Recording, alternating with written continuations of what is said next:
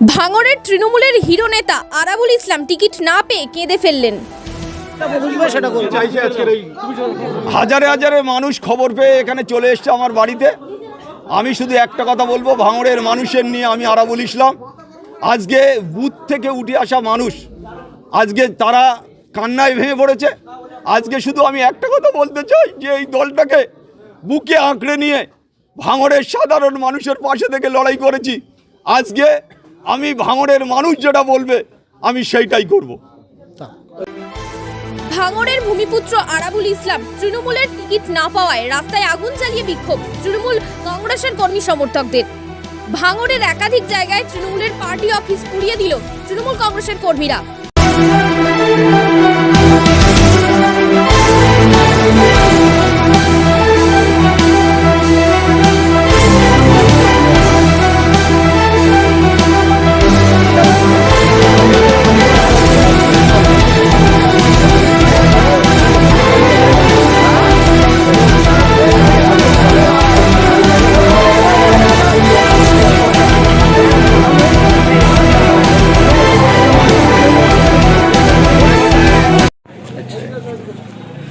যে আপনাদের এখানে আজকে মেন কারণটা কি? এখানে রাস্তা অবরোধ করার কারণ, এখানে একটা মেন হাই রোড যেখানে এত ব্যস্ততার রাস্তা, সেখানে আজকে এখানে অবরোধ করার কারণটা কি?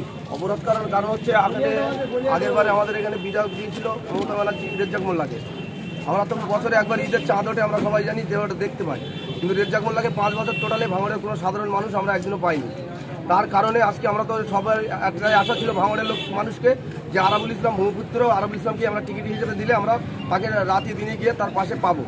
সেই হিসেবে যখন আরাবুল ইসলামকে টিকিট কনফার্ম হওয়ার সেই জায়গাটাতে যখন মমতা ব্যানার্জি যখন রিজেক্ট করলো করে এখানে বাইরের একটা বহিরাগতকে একজনকে দিয়ে আমাদের ভাঙড়টাকেই সবসময় তৃণমূল কংগ্রেস বা মমতা বন্দ্যোপাধ্যায় নিয়ে খেলা করবে। আমরা লড়াই দিয়ে দেশকে ভোট করাবো, এরপরে দাঁড়িয়ে আমরা ভোট করাবো, আর মমতা ব্যানার্জি অভিষেক বন্দ্যোপাধ্যায় এরা মতো রাজনীতি করবে উপরে বসে।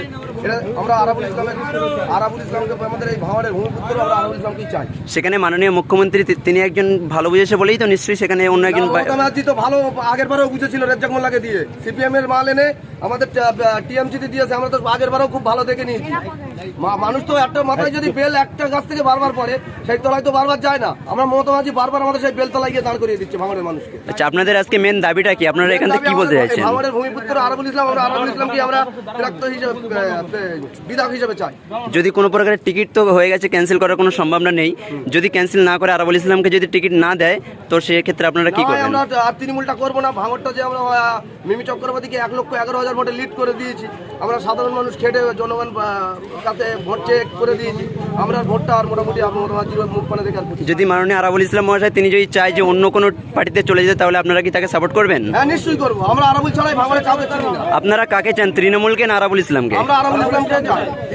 এতদিন আপনারা কাকে সাপোর্ট করেছেন, তৃণমূলকে না আরাবুল ইসলামকে? আমরা আরাবুল ইসলামকেই সাপোর্ট করেছি।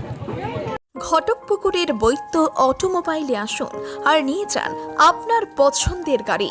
এখানে বিভিন্ন কোম্পানির 3 চাকা, 4 চাকা ও 6 চাকার গাড়ি নগদ ও সহজ কিস্তিতে পাওয়া যায়।